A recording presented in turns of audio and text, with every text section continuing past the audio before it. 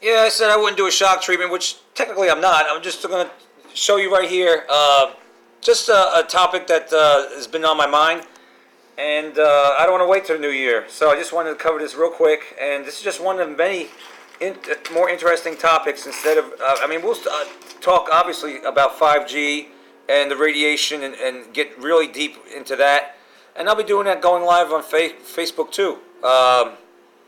You know, in the evening. So I ain't gonna stop getting the truth out. It's just putting together and editing the shock treatment with all the bells and whistles. I mean, that takes time, and I've been too busy. But looking here, you're talking about ionizing radiation, which if you're in the bumper cars or roller coasters, I'm going to assume because they run on electricity. Trains in the subways, electricity, electric car, radiation. So think about that. But also when you're flying, the risk of flight attendants, a high risk of getting the C word that rhymes with answer. And I don't like saying the word. If you know me by now, you know that I can't stand that word.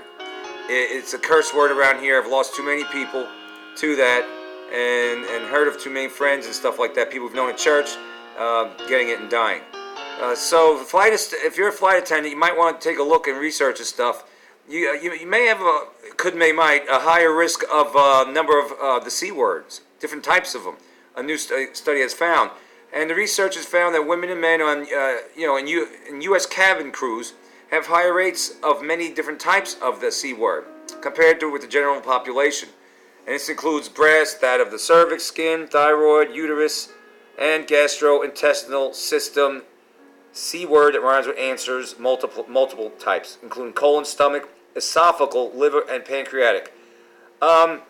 We had a friend of 40 years. She was 62, and she flew a lot. And when I say a lot, I mean a lot. She might as well got a job with the airlines. And God rest her soul, she had this aggressive form of the stomach C word. I'm not going to say it. And as you're looking here, they're talking about CAT scans. In theory, even one CAT scan can 1 in 10,000 chance of getting fatal, the C's fatally. 1 in 10,000 chance. So, but you are getting dosed with ionizing radiation from that. Also, your X-rays and mammograms, and smokers are among the worst because there's cigarettes, according to studies, emit tremendous amounts of ionizing radiation. So if you're smoking, you might want to think twice. X-rays, ionizing radiation. You might want to limit that. I had 28 X-rays in my head earlier this year. It pisses me off. Or was it last year?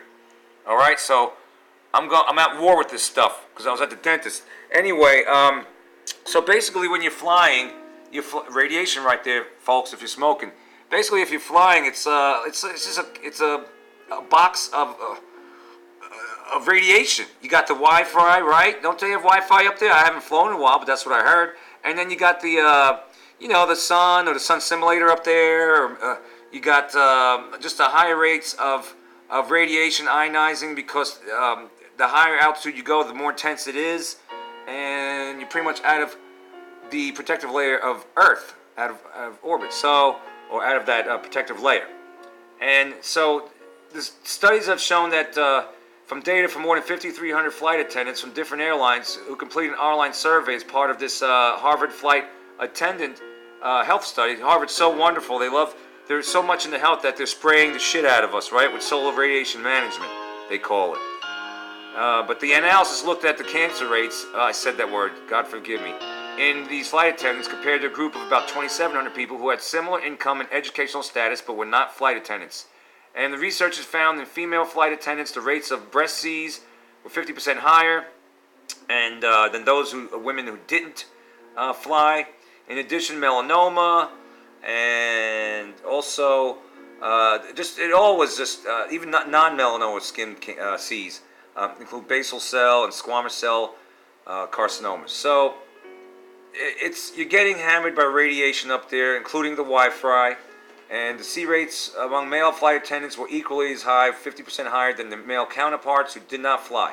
So if you're flying up there, if you're a frequent flyer, congratulations, you are subjecting yourself to tremendous amounts of ionizing radiation. This is why I'll never step foot in a plane. If I do, it'll be one-time deal. I'm not going to make a habit of it. You're going to drive, and especially if you're driving these newfangled cars with Wi-Fi, you're getting Wi-Fi in that. So you got to be careful about your environment. Took an EMF detector to the door speaker where your leg is next to when you're driving, and it's emitting radiation. If you have an electric button that to pop the trunk when the car's on, radiation, your feet are getting radiated. You got to think of these things. Think about it all the time. It's very important. So smokers, not only inhaling the poison, you're radiating the hell out of yourself. If you're flying, the same thing. And then there's the 5G. And then there's the cell towers everywhere, which are really, they are death towers.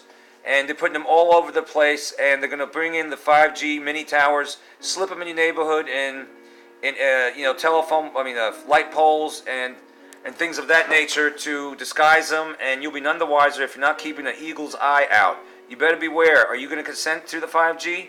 As you fly, as you take your vaccines, as you pop your big pharma pills, as you eat your GMOs and wash it down with crap to tap water and bathe in the sun simulator? It's unbelievable. Joe Embriano of the Fulton Informer says, if you're wearing your sunglasses, you're depriving your eyes of that, whatever the heck that is up there now, sun simulator light, vitamin D, and your eyes need that to absorb the light. So they know what they're doing by having you cover your eyes with sunglasses, tint your windows, and things of that nature, right? So you might want to do some research on this, but if you're flying the not-so-friendly chemtrailed skies, and then on top of it, you're breathing in the chemtrails. You're like really in the thick of the chemtrails. It's unbelievable, folks. But this is a topic, Sal, we'll be discussing more on shock treatment coming up next year, sometime in mid-January, Lord willing. At any rate, you better wake up, party sheeple. Things ain't always as they seem. I mean, it might shave a few hours off your trip when you fly, but it also might be shaving years off your life in the process. All right, be safe out there, and quit driving dangerously. And when you go to park your car, there's 2 lines in there. Keep it between the lines, damn it.